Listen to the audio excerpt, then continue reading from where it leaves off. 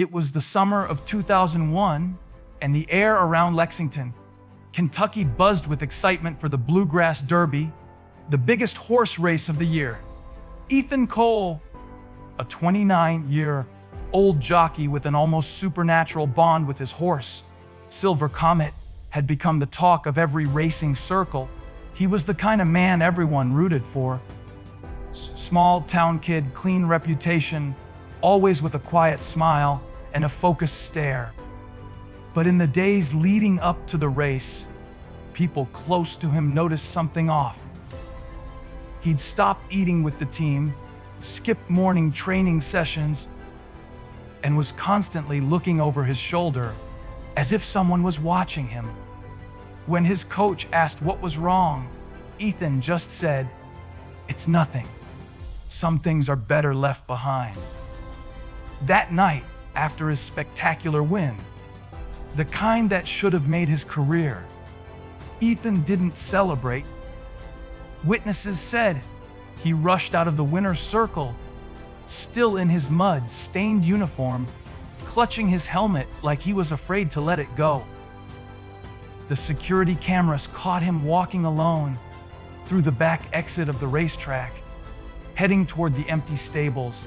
He was seen talking on his cell phone near his car, pacing back and forth, voice raised, but the footage had no audio.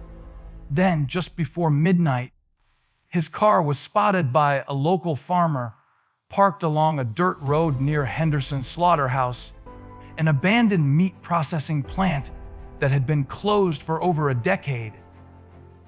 When police arrived the next morning, Ethan's car was still there, keys in the ignition, headlights on, and his wallet and race medal on the passenger seat. No signs of a struggle, just tire tracks leading off into the tall grass, and then stopping halfway. What made it stranger was that Ethan's phone kept pinging nearby for several hours before it went completely dead at 3:17 a.m. Locals who lived near the old slaughterhouse claimed they saw a flashlight moving around inside that night. But when questioned, none of them dared to check. To them, that place was cursed. And after Ethan vanished, no one went near it again. The Henderson Slaughterhouse had always been more than just an eyesore on the edge of town. It was a place wrapped in whispered stories and local superstition. It shut down in 1989, officially due to unsanitary conditions. But everyone in Fayette County knew there was more to it. People said workers started quitting after dark stains began appearing on the walls, stains that wouldn't wash away no matter how hard they scrubbed. Others claimed that during its final weeks, something had gone terribly wrong during the night shift. Machinery turning on by itself, livestock found mutilated, and one employee who supposedly disappeared mid-shift and was never seen again. By the time Ethan's car was found near those rusted gates, the slaughterhouse had become the town's favorite ghost story. A place parents used to scare their kids away from wandering too far. Locals said that if you stood outside the chain link fence at night, you could still hear it. The low metallic groan of conveyor belts, the screech of hooks scraping against each other, and sometimes the unmistakable sound of a horse whinnying deep inside the building. Teenagers dared each other to sneak in, but most didn't make it past the main entrance. There were stories of flashlights flickering out as soon as they stepped inside, of footsteps echoing behind them when no one was there, and of cold spots that made the air freeze, even in the middle of summer. One boy who went in on a dare swore he saw something moving in the rafters, or something crawling on all fours, but too big to be a person. After that, nobody went back. The place was sealed off, chained, and forgotten. Still, when investigators reviewed Ethan's last known cell signal, it led directly to the slaughterhouse's main gate. not near it, not beside it. Right there. That was enough to stir the town's imagination again. Some said Ethan had gone there willingly, that maybe he knew something about the old facility no one else did. Others whispered that whatever haunted that place had finally found its next victim. The police ran a search of the grounds, but found nothing. No footprints, no blood, no trace of Ethan. But the officers who went inside later admitted something they couldn't explain: the faint sound of hooves echoing through the hallways long after they'd cleared the building. By 2004, the Henderson Slaughterhouse had become nothing more than a local landmark of decay. Its iron gates sagging, windows shattered, and walls covered in moss and graffiti. The county had plans to demolish it and rebuild a distribution center on the land. But before anything could begin, state law required a final health and safety inspection, mostly to document any remaining biohazards or structural concerns. A small team of 3 inspectors, Daniel Reese, Angela Morris, and Carl Denton, were assigned to the job. None of them were locals, and when they asked for directions to the site, the gas station clerk just shook his head and said, "You folks don't want to be there after sunset." They laughed it off, assuming it was small-town superstition. But as they pulled up to the gates that foggy morning, even the air felt heavier, the kind of air that clings to your skin and makes every breath feel like a warning.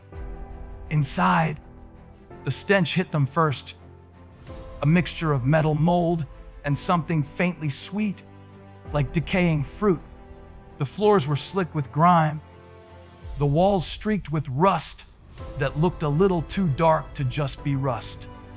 Every step they took echoed through the vast, hollow corridors, bouncing off meat hooks that still hung from the ceiling like skeletal ornaments. Angela started photographing the rooms while Carl recorded notes about the condition of the pipes and floors. Everything seemed straightforward at first, just another forgotten building. But then Daniel, the lead inspector, noticed something strange on his handheld thermal scanner. There was a heat signature behind one of the side walls, where the blueprint showed solid concrete. Could be rodents, Carl muttered, but the readings were too large for that. Something was down there, and it was warm. They followed the signal to a narrow hallway lined with rusted lockers and broken tiles. Near the end of it, tucked behind a half-collapsed wall of meat rails, Daniel spotted a metal hatch, half buried beneath old feed sacks and chains. It was about 3 feet wide, sealed tight with a thick weld, like someone had gone out of their way to make sure it never opened again. The edges of the metal were burned, as if torched shut. Angela tried to radio for guidance, but their signal had dropped the second they entered that part of the building. No cell reception, no static, just silence. Daniel ran his fingers along the hatch, and the metal felt oddly warm to the touch, as though something below had recently been active. He looked at the others and said, "Get me the crowbar." It took them almost an hour to cut through the welds. Every strike of the crowbar sent a metallic scream through the building, echoing down the empty corridors. The smell that poured out when the hatch finally cracked open was like nothing they had ever experienced. A thick, suffocating wave of rot, ammonia, and something distinctly organic, like decomposing meat. Angela gagged immediately, pressing her sleeve against her nose. Daniel shone his flashlight into the opening, revealing a ladder leading straight down into darkness. The beam caught concrete walls slick with condensation and rust-colored streaks running down to the floor. "This isn't on any blueprint," Daniel muttered. There was no air circulation, no wiring, just a black, wet tunnel that looked more like a bunker than part of a slaughterhouse. Against every instinct, they climbed down. The deeper they went, the colder it got. Their breaths fogged up in front of them, and the sound of dripping water echoed somewhere ahead. The tunnel opened into a narrow corridor, only wide enough for one person to pass at a time. The walls were lined with hooks, chains, and what looked like harnesses for livestock. But they weren't for animals. The straps were human-sized. One by one, the inspectors realized that these weren't just remnants of old equipment. They had been used recently. The metal was still clean, polished in some areas. Angela's flashlight flickered across a wall covered in scratches, deep grooves carved into the concrete, like someone had tried to claw their way out. "Jesus Christ," Carl whispered. "Who would even build this?" None of them had an answer. At the end of the corridor, the space widened into a small makeshift room, a chilling mix of personal obsession and madness. The walls were covered in photographs of Ethan Cole, newspaper clippings from his races, Polaroids of him at stables, even candid shots no one should have been able to take. There were trophies stacked neatly on a dusty shelf, and in the center of the room sat a wooden chair, bolted to the floor, facing a mounted video camera that was still recording, its red light blinking in the dark. Next to it, a microphone lay on the ground, and a tape recorder clicked on and off in a broken loop. The battery indicator was nearly dead, but it had clearly been running for a long time. Daniel picked up one of the photos. Ethan's face was circled in red ink with the words, "You shouldn't have seen," scrawled underneath. Then, from somewhere behind the walls, faintly, the sound of hooves, slow, deliberate, echoing against the concrete. Back at the surface, local authorities were immediately called in. The inspector's report described what they'd found below the slaughterhouse as a private substructure of unknown origin. But those words didn't even begin to capture the horror of it. Within hours, the site was crawling with police, forensic teams, and state investigators. They collected the photos, the video camera, and several personal items later confirmed to belong to Ethan Cole. His old race gloves, part of his uniform, and a silver chain engraved with the words "Ride Forever." But what disturbed the investigators most was the camera footage. When they played it back, the screen flickered and then showed Ethan himself, alive, sitting in that same wooden chair. His face was pale, eyes sunken, and he looked directly into the lens, as if begging someone to hear him. His voice trembled when he spoke. He said, "I'd never ride again, not after what I saw in those woods." Then the screen went black. The tape ended there.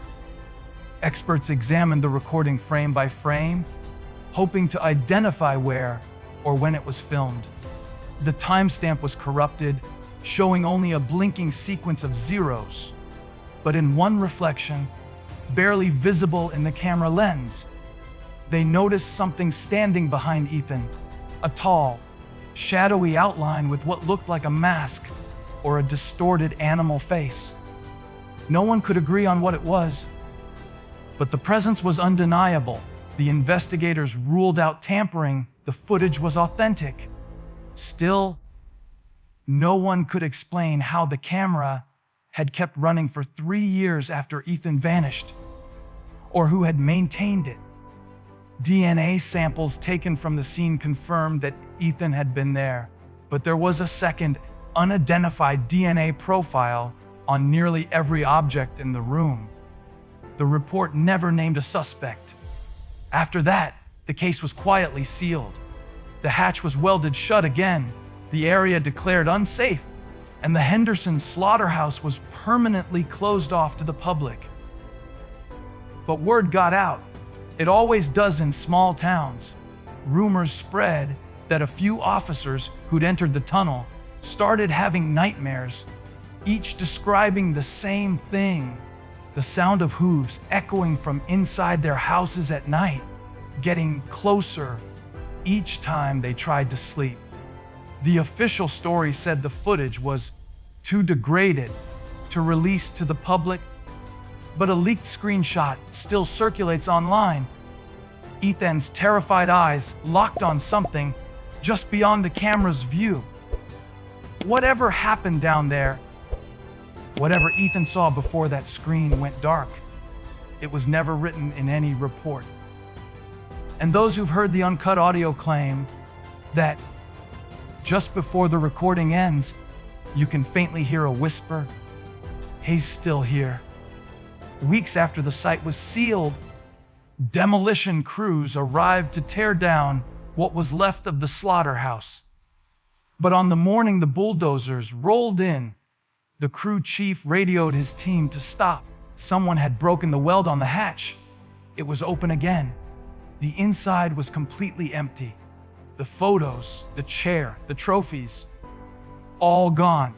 Only one thing remained at the bottom of the tunnel: a fresh racing helmet gleaming under the flashlight beam with the initials EC carved into the side. To this day, no one knows who reopened that hatch or where the evidence disappeared. The local sheriff's office refuses to comment, and the footage from that camera has never resurfaced. Some say Ethan was taken by whoever or whatever built that chamber beneath the slaughterhouse. Others believe he's still down there, trapped in the dark, riding endless laps in a place that doesn't exist anymore. But every few years, on quiet summer nights, when the wind cuts through the empty hills of Lexington, people claim they still hear it. The rhythmic pounding of hooves echoing from underground, and a man's voice whispering, "The race never ends."